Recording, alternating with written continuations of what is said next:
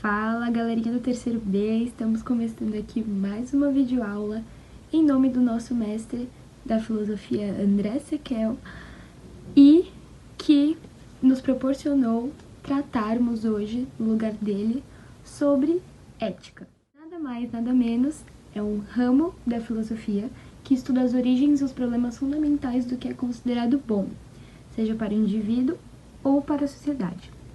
Ela inclui um questionamento essencial para a vida em sociedade, tipo, como devemos agir em frente aos outros. A ética lida basicamente com nossas escolhas práticas.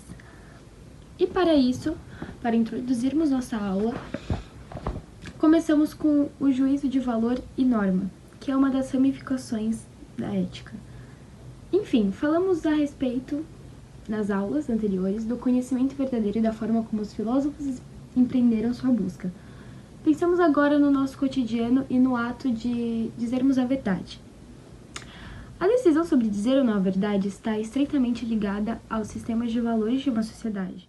Nada mais, nada menos, é um ramo da filosofia que estuda as origens e os problemas fundamentais do que é considerado bom, seja para o indivíduo ou para a sociedade. Ela inclui um questionamento essencial para a vida em sociedade, tipo, como devemos agir em frente aos outros. A ética lida basicamente com nossas escolhas práticas. E para isso, para introduzirmos nossa aula, começamos com o juízo de valor e norma, que é uma das ramificações da ética. Enfim, falamos a respeito, nas aulas anteriores, do conhecimento verdadeiro e da forma como os filósofos empreenderam sua busca. Pensamos agora no nosso cotidiano e no ato de dizermos a verdade. A decisão sobre dizer ou não a verdade está estreitamente ligada aos sistemas de valores de uma sociedade. Nada mais, nada menos, é um ramo da filosofia que estuda as origens e os problemas fundamentais do que é considerado bom, seja para o indivíduo ou para a sociedade. Ela inclui um questionamento essencial para a vida em sociedade, tipo, como devemos agir em frente aos outros. A ética lida basicamente com nossas escolhas práticas. E para isso, para introduzirmos nossa aula, começamos com o juízo de valor e norma, que é uma das ramificações da ética. Enfim, falamos a respeito, nas aulas anteriores, do conhecimento verdadeiro e da forma como os filósofos empreenderam sua busca. Pensamos agora no nosso cotidiano e no ato de dizermos a verdade. A decisão sobre dizer ou não a verdade está estreitamente ligada aos sistemas de valores de uma sociedade. Nada mais, nada menos, é um ramo da filosofia que estuda as origens e os problemas fundamentais do que é considerado bom, seja para o indivíduo ou para a sociedade. Ela inclui um questionamento essencial para a vida em sociedade, tipo, como devemos agir em frente aos outros. A ética lida basicamente com nossas escolhas práticas. E para isso, para introduzirmos nossa aula, começamos com o juízo de valor e norma, que é uma das ramificações da ética. Enfim, falamos a respeito, nas aulas anteriores, do conhecimento verdadeiro e da forma como os filósofos empreenderam sua busca. Pensamos agora no nosso cotidiano e no ato de dizermos a verdade. A decisão sobre dizer ou não a verdade está estreitamente ligada aos sistemas de valores de uma sociedade. Em palavras, somos capazes de estabelecer juízos de valor, diferenciando o bem, o mal, e de agir conforme essa diferenciação. Esses juízos nos permitem estabelecer princípios que são morais, que procuramos seguir e que convém a serem seguidos por todos. Temos com uma segunda ramificação que é a norma e praxes.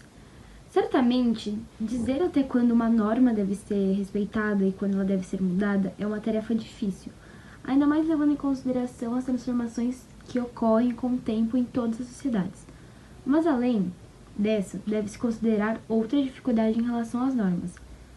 Em nossa vida prática, estamos o tempo todo escolhendo entre alternativas possíveis e nem sempre o nosso sistema de valores dá conta de todas as situações que nos apresentam. E é justamente nesse ponto que os estudos sobre ética são de grande interesse para a nossa sociedade. E para começar, sem mais delongas, vamos lá. Moral e ética.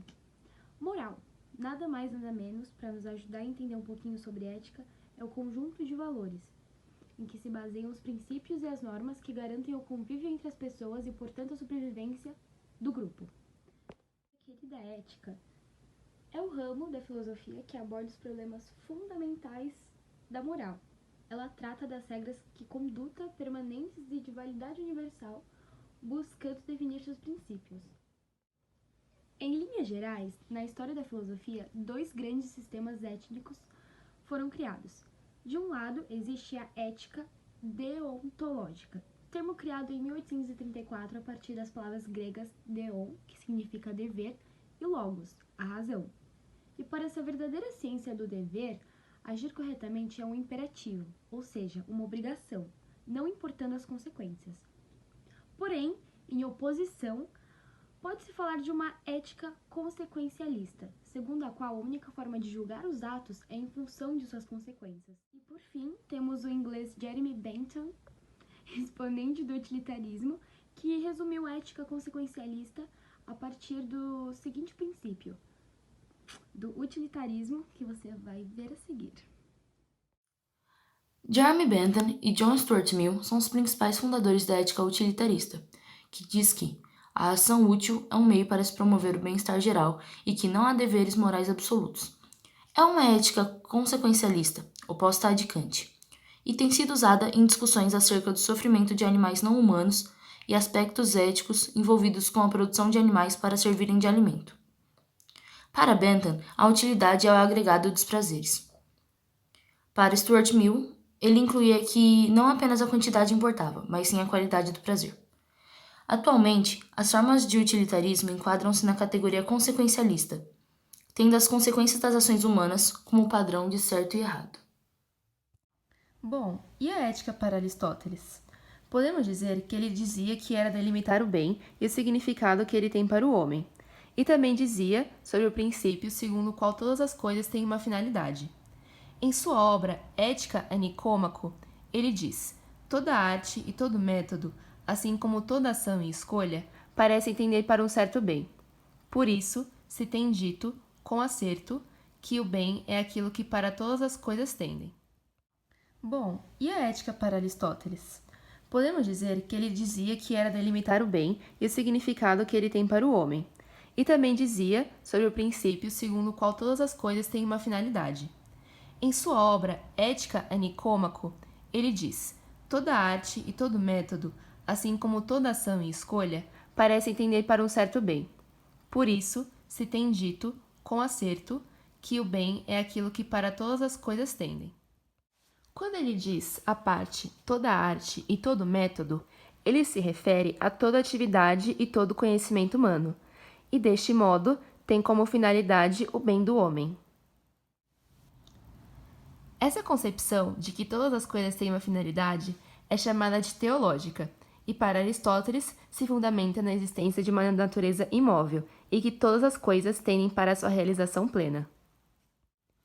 A finalidade a que Aristóteles se referia era a felicidade, e ela era alcançada por meio da virtude.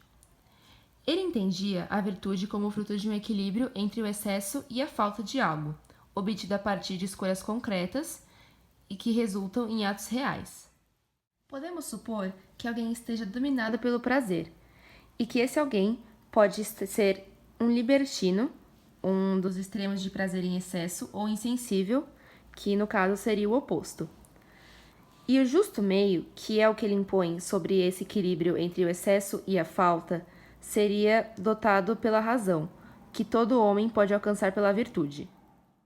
E para Aristóteles, a maior de todas as virtudes é a justiça. Ele diz que sobre as demais consiste em sua perfeição, porque quem é justo projeta-se mais para o outro do que para si mesmo. Ou seja, ele protege o conjunto dos indivíduos, de uma sociedade inteira, o que é mais importante do que aquilo que protege somente um dos membros dessa sociedade. Assim, o pior mal que podemos ter é a injustiça, pois ele pode destruir o tecido social inteiro. Para Aristóteles, há 3 tipos de vida: a vida dos prazeres, que encontra o bem e a felicidade na satisfação imediata dos desejos; a vida política, que é exercida pelo cidadão livre e se satisfaz com a honra; e a vida contemplativa, fundada na reflexão e na investigação filosófica. Ou seja, o meio termo resultaria do reconhecimento de que as 3 formas de vida visam a felicidade e devem se integrar. De outras palavras, a vida contemplativa não é a única maneira de se atingir a felicidade para Aristóteles. Kant foi um dos principais filósofos do século XVIII, chamado de século das luzes, sendo isso uma influência para sua abordagem racional que irá refletir em suas explicações sobre a ética. Para ele, as ações dos homens são guiadas pela razão, sendo algo universal. O bem coletivo é usado como base da ética kantiana. Ele diferencia dois tipos de ações, agir por dever e agir conforme dever. Quando o intuito da realização de uma ação é ganhar algo em troca, sendo isso antiético, é agir conforme dever. Quando agimos